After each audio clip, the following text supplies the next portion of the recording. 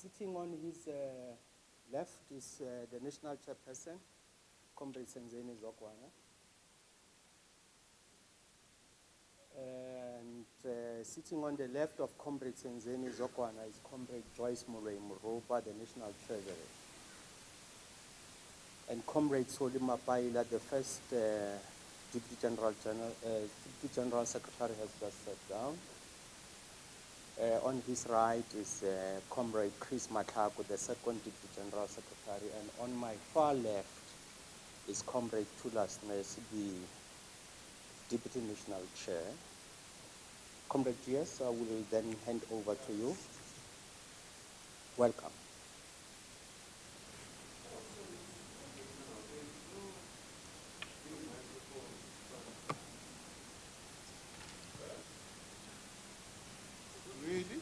There are these other ones that... Is that the fourth industrial revolution? Coming with that big truck. Huh? What They a, still use the truck, but they're changing in terms of...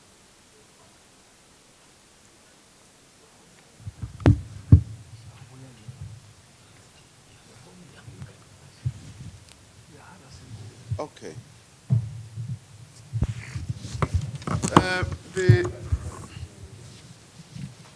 Let me also welcome you, ladies and gentlemen of the media, and once more thanks for accepting our invitation to come and be part of this press briefing. I will read the statement as I normally do, and then we have an interaction thereafter.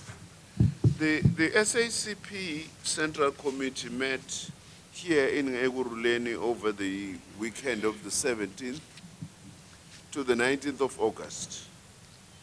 I, in my capacity as General Secretary, I presented the political report, which focused on the key challenges of the revolution in the current reality. The key challenges were identified as being twofold. The first is the need or the imperative of advancing a second radical phase of the national democratic revolution as the only way to break out of the vicious cycle of high levels of unemployment, poverty, and inequality, and poor economic growth. An absolutely necessary condition for this must be the defense of our constitutional democracy, our progressive advances, and our broad movement in the face of a desperate fight back by the parasitic looters within and beyond our movement.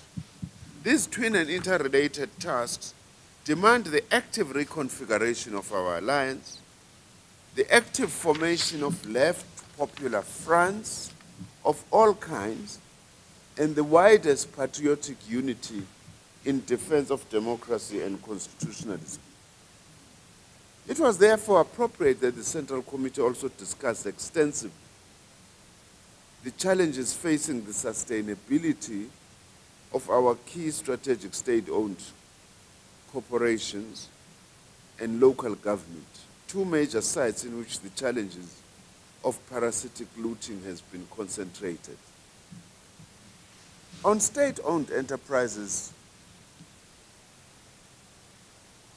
the Minister of Public Enterprises, Comrade Pravin Gordhan, briefed the Central Committee on the massive challenges facing the new administration headed by President Ramaphosa to address the deep-seated and multifaceted problems in many of our state-owned corporations.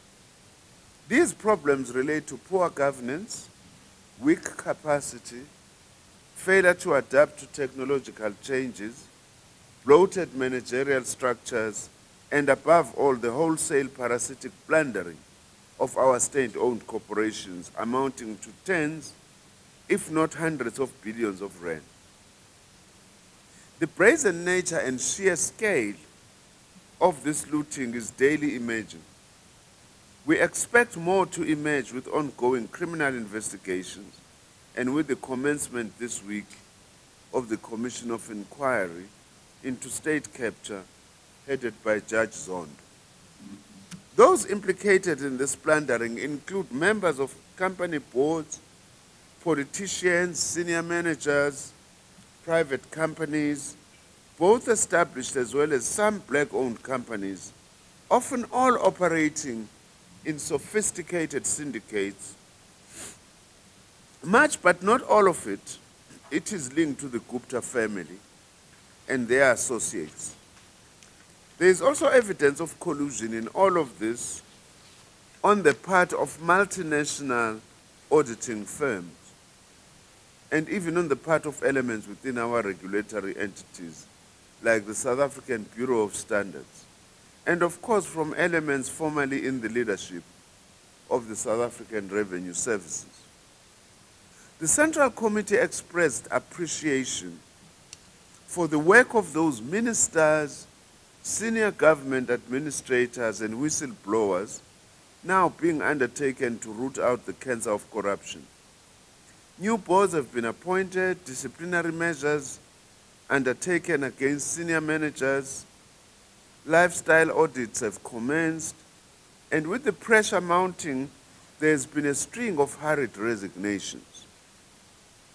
But even those resigning in an attempt to avoid internal disciplinary action must not be allowed to escape the full scrutiny of the criminal justice system. The crooks must all go to jail. The cleanup endeavor is only just beginning, but as can be expected, given the huge stakes at play, there is now a nasty fight-back campaign led by recalcitrant elements within our movement and implicated senior state-owned corporations managers, and taken up others under the false flag of black nationalism and a pretense at fighting neoliberalism. We need black excellence, by the way, but genuine black excellence, not black excellence as a cover for excellence in looting. Some of this desperate fight back has focused on Comrade Pravin Gordhan personally, and has even descended into black chauvinism and racist slurs. But let us be under no illusion. This fight back campaign is essentially not directed at President Ramaphosa or Pravin Gordhan. That's why we nicely disagree with the City Press headline today. That if we see that as only directed against President Ramaphosa, we're going to lose the bigger picture. This fight back is actually directed against South Africa. Central Committee expressed its full support for all those who are standing up to state capture, sometimes at personal risk. That's why also we are saying that a fight back is directed at South Africa and all sections of South African society. The working class, the poor, the professionals, the middle classes, some of whom are doing a good job, but they are being undone by this looting that is actually being done by some of those within their own ranks.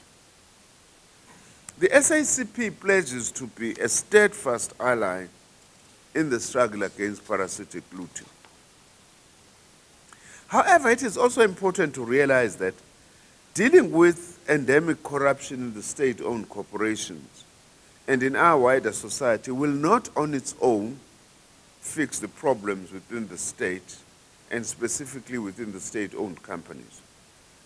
Our key state-owned companies, among them Eskom, Transnet, Sanral, PRASA, and SAA, are or should be critical pillars of building a developmental state capable of driving the radical structural transformation of our society.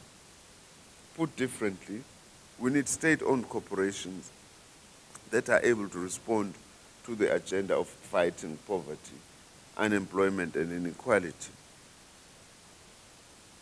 The beginnings of problems within the state-owned corporation sector did not just begin with the Gupta-associated parasitic assault of the past decade. Many of the present problems can also be traced back to the ill-advised neoliberal turn taken by government in the mid-1990s.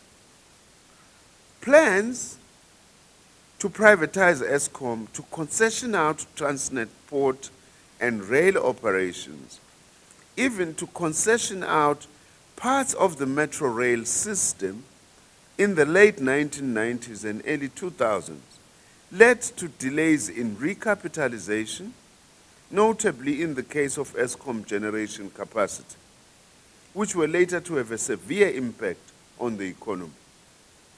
Similarly, partial privatization of SAA and misguided faith in imported private sector CEOs like Coleman Andrews led to short-term and superficial improvement in annual financial statements, but with a devastating impact on the long-term viability of our national airline. Likewise with the South African Post Office, which was left to languish without strategic political support, leaving it stuck in the snail mail era, while its counterparts like the publicly owned Brazilian postal company Correios, now, by the way, the largest employer in that country, expanded energetically on the back of advances in the technological and logistics sector to dominate courier services and play a leading role in financial services. The neoliberal disregard for the important economic potential and developmental responsibilities of the public sector left our own South African Post Office, as with our many other state-owned corporations, stranded and undercapitalized. We even handed over the public responsibility of delivering social grants to a NASDAQ-listed private company in a contract that the courts found irregular. In a similar fashion, Eskom, once a world leader in energy, was allowed to let the revolution in renewables pass it by. For instance, we say as the SACP, there is no reason why Eskom can't be playing a role in renewables. As we battle to save and rebuild our state-owned corporations, there is much to be learned from this recent past. The necessary task of returning our state-owned corporations to sustainability cannot be a return to the costly neoliberal errors and illusions of privatization. If personnel budgets come under scrutiny, then it is the bloated, overpaid, top management structures that must be targeted, not the tens of thousands of honest and hard-working rank-and-file workers. Restructuring must not involve the fire sale of public assets, but rather consolidation of often scattered and fragmented public entities, notably the proliferation of what we refer to as development finance institutions. Eskom needs to change its approach to revenue. Instead of huge increases in its charges, it should focus on expanding its market by lowering costs, creating South African jobs, not least among the many manufacturing enterprises that have shut up shop or expatriated their operations because of electricity prices in our country. On a broader canvas, we need to open up a sober but urgent debate on the appropriateness of our current monetary policy. At present, the debate is dominated by the challenges of our fiscal constraints and the debt risks in our state-owned corporations. But the majority of South Africa's debt is denominated in our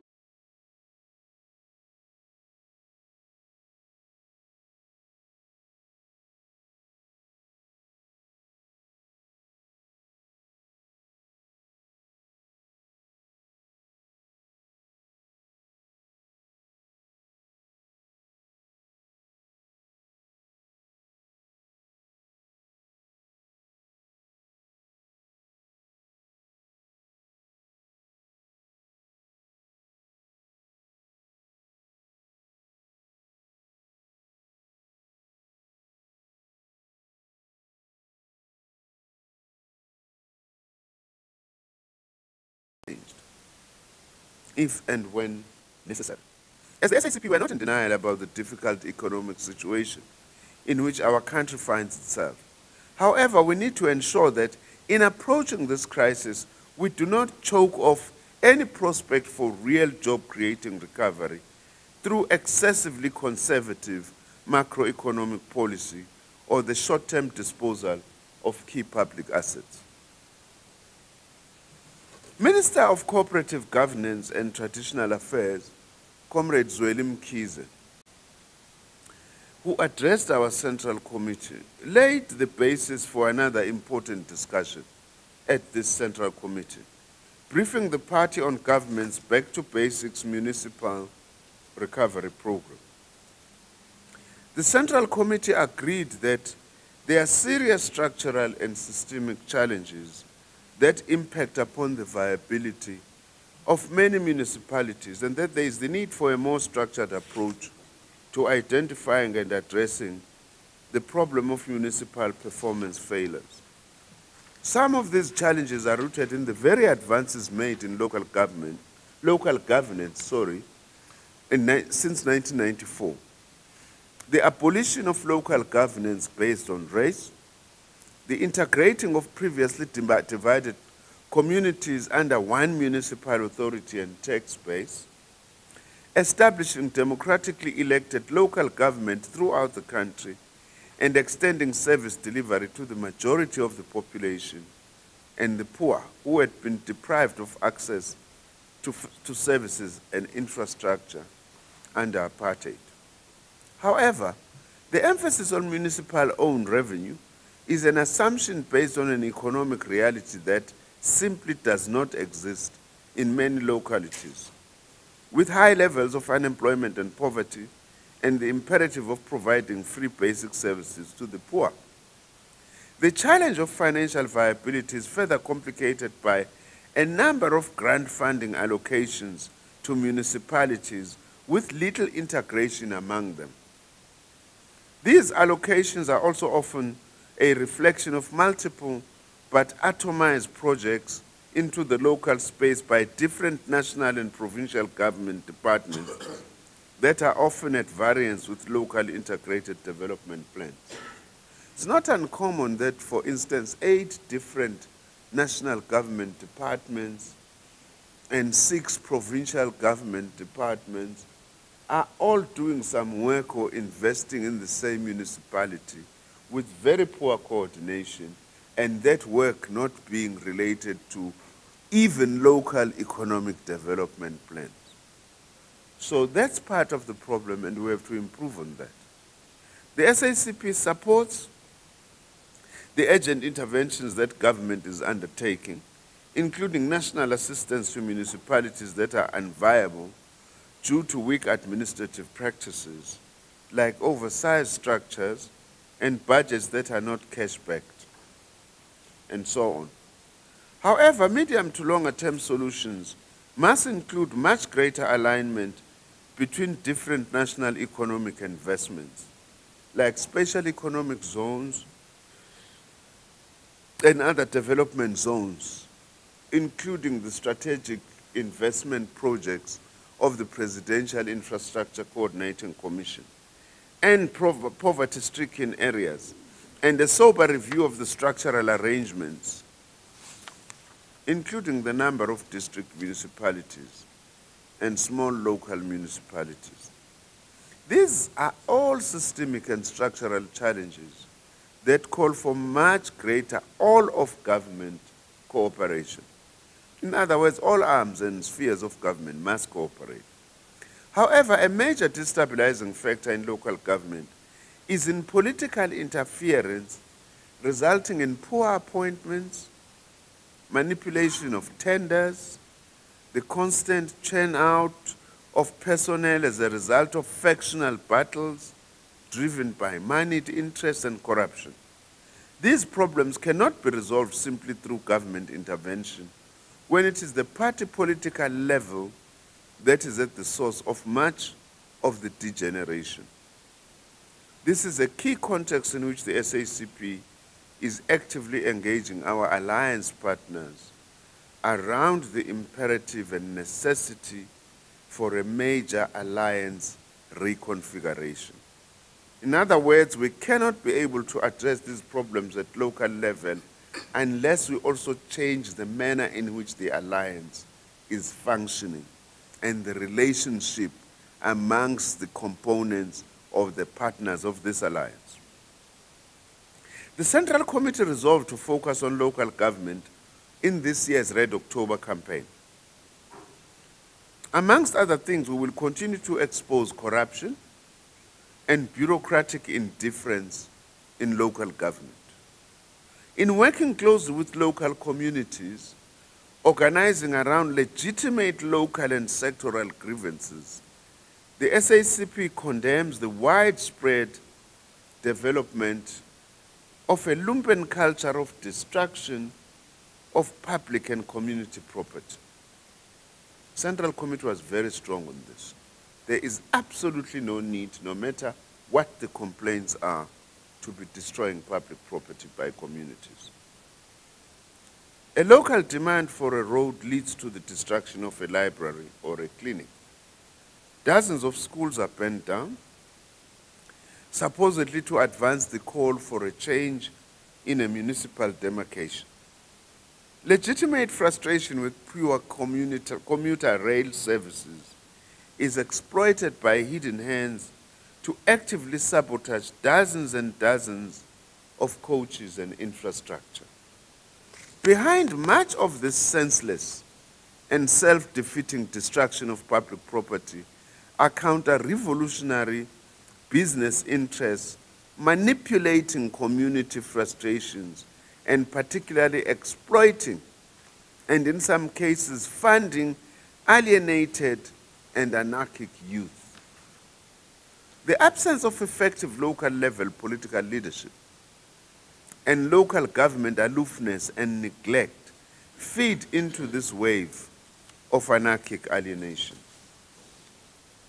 On the COSATU National Congress, the Central Committee wishes our alliance partner COSATU well in the run-up to its critical National Congress to be held next month, September. COSATU is traversing one of the most difficult periods in its history. The ravages of neoliberal capitalism worldwide, with its deliberate offensive against the organized working class, has also impacted on South Africa, with mass retrenchments, casualization, labor brokering, and much more. We note and condemn attempts in the media to fan factional interest in the union movement. In our support for COSATU, the SACP commits to the important principle of respecting its organizational independence. The SACP will also continue to champion the cause of building working class unity, both organizationally and particularly in active practical struggle. On Zimbabwe, the Central Committee noted the recent elections in Zimbabwe, that whatever shortcomings were at least held in comparative peace relative to previous elections. The Central Committee condemned the incitement of violence and the killing of 6 people as a result of a dispute on the outcome of the elections. The Central Committee further noted the postponement of the inauguration of Emmerson Mnangagwa as Zimbabwe's president in order to observe due process after the dispute was referred to the country's constitutional court. The Central Committee has called on all the parties involved to abide by the determination that the court will arrive at to prevent the loss of life and to ensure that peace prevails. Hambani kahle, Aretha Franklin, Samir Amin, and Kofi Annan. The SACP joins progressives around the world in celebrating 3 outstanding giants of our epoch. Aretha Franklin's powerful voice inspired pride and confidence in millions of South Africans in the darkest hours. Of course, we also say farewell to Aretha Franklin, and as some would say, because also she has crossed the bridge over troubled water. Samir Amin was the greatest African Marxist of our times. His support of the anti-imperialist National Democratic line for the struggles of the South and his active engagement with our party at different times had a large influence on our strategic programmatic development. Kofi Annan was an outstanding UN Secretary General. His example is especially important at this time when even more aggressive currents, led by US President Donald Trump, seek to further erode multilateral institutions and pushing for protectionism. Thank you very much. Thank you very much, GS. I will then take questions. Please just say your name and the media organization you come from and ask your questions. We will take about 5 hands, and then if there are any other hands, we will take them after the answers that will be presented. You see how accurate my timing was? Of course. Okay, you're the first one.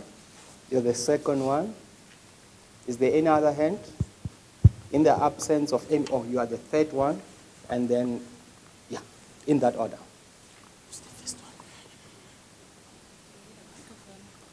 Okay. Hi, everybody. My name is Natasha from Afro Worldview. The inquiry into state capture is starting tomorrow, and as a SACP, are you confident that the truth will finally be uncovered? And the second question, you've spoken much on the economy, but I mean, mining companies are shedding jobs, the economy is being weakened.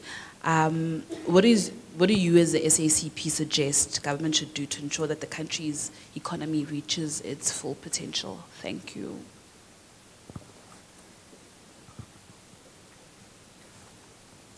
Thanks. GS, my name is Brian Sokutu. I'm from the Citizen newspaper. It's not the first time that the SACP has pushed for the reconfiguration of the alliance. It's been said before. I just want to find out, what it is this time that will make this to be realized. Thank you.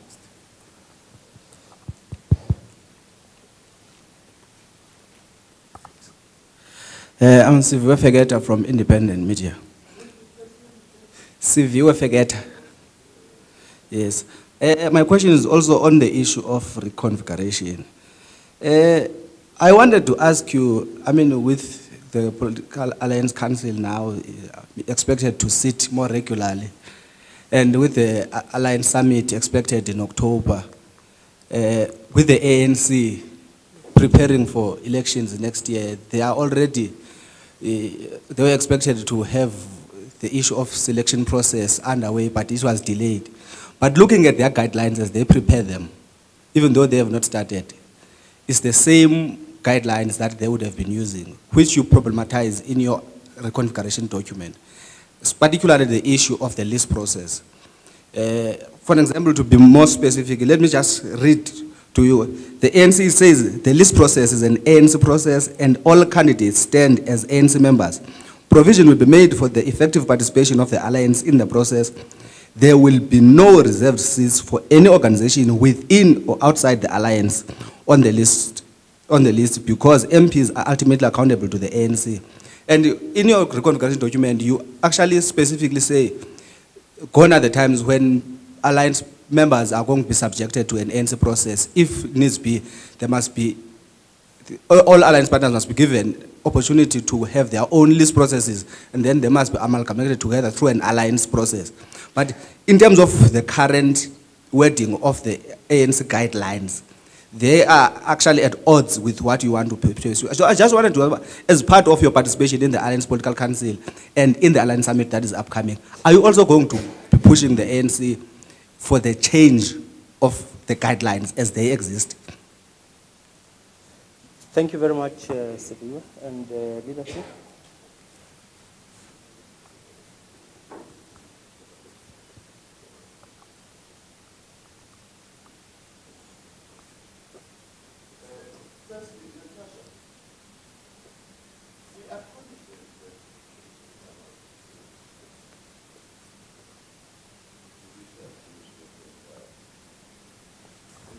course, the SACP will monitor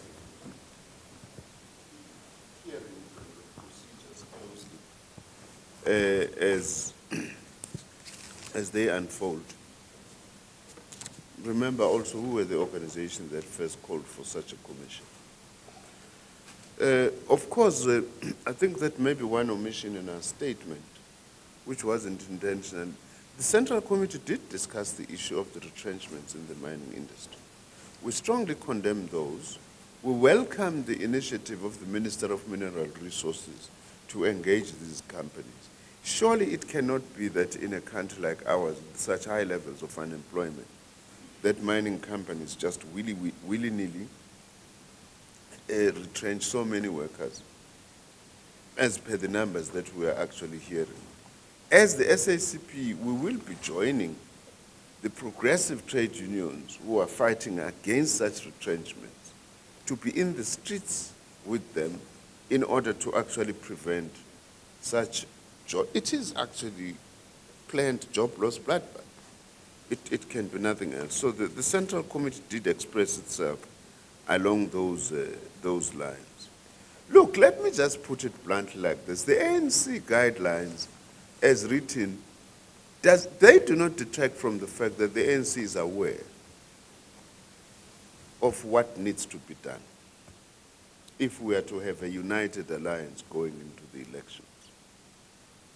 This matter is officially now on the table of the discussions of the alliance. We discussed it at the last Alliance Political Council, and we agreed that the major item of the forthcoming summit will be on this issue of reconfiguration.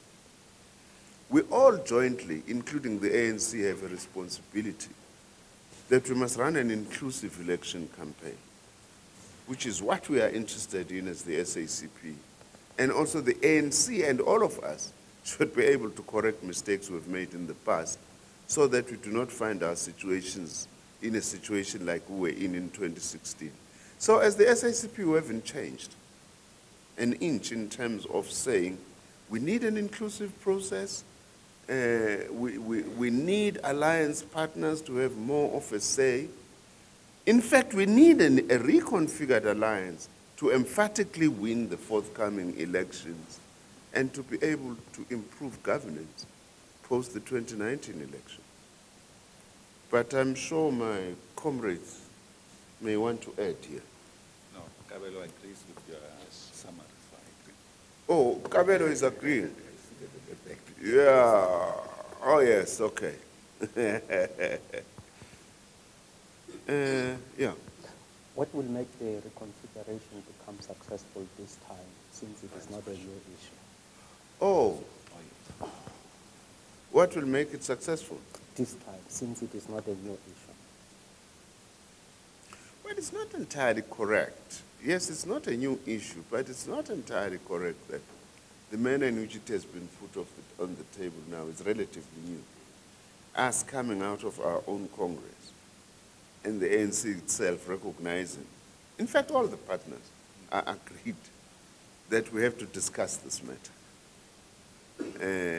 so that we are able to improve on things that we've not done in the past. We are confident. The level of commitment that has been shown by all the partners to discuss this, we are confident that this will have to happen. It's not for the sake of any one of our organizations. It's for the sake of the country. The alliance must win the elections and continue governing this country. Any other development other than an alliance continuing to govern this country will be a disaster for South Africa, to be quite honest. And all of us, we are actually aware of that. Are there any additions? Okay. Are there any follow-ups or new questions?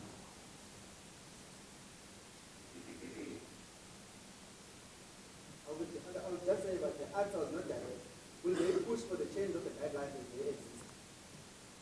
Okay. Will the SACP push for the change of the guidelines as they exist, to the extent that the guidelines say whoever is a candidate is an ANC and not a candidate of any other alliance partner, and that there will be no accommodation of alliance partners in the process insofar as representation is concerned.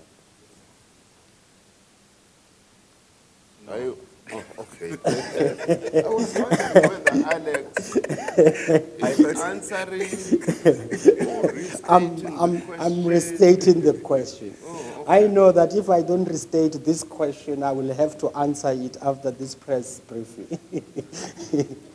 I think that matter must be attended to quite urgently by the ANC to clarify to its structures. Because the matter, as the GS indicates, was in the discussion. It's an alliance process. The electoral process is an alliance process. We have given our independence in the electoral platform to the ANC, the same as other alliance partners. So the selection of nomination of candidates, whilst it is led by the ANC, it must be inclusive of the alliance process or alliance members. And there should be no equivocation about that. So the message must be sent clear to the structures of the ANC to consider this matter so that we don't build up unnecessary tensions again. For instance, gatekeeping, exclusion of our members into the process. They qualify in their own right as ANC members. That is why our name appears on the ballot as ANC. So in the process of asserting the leadership process through the electoral process, official IEC registration and stuff, that's okay. It happens through the ANC. There shouldn't be a problem there. The problem becomes when there's an emphasis that seeks to exclude components of the alliance. There shouldn't be that. That must be rectified. Thank you very much. I think that is very clear. But just in addition, at the previous Alliance Political Council, all alliance partners agreed that we must give practical expression to the alliance as a governing alliance. So what it means for the alliance to become a governing alliance does not start in government. It starts with electoral processes. So the forthcoming Alliance Political Council meetings and summits will have to elaborate on this and finally decide what it means in terms of the process. Yeah, thank you. Are there any other questions just before I close?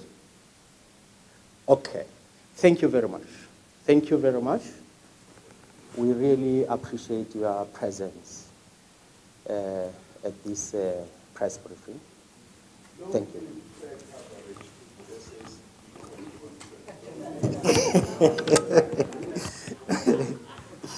Okay.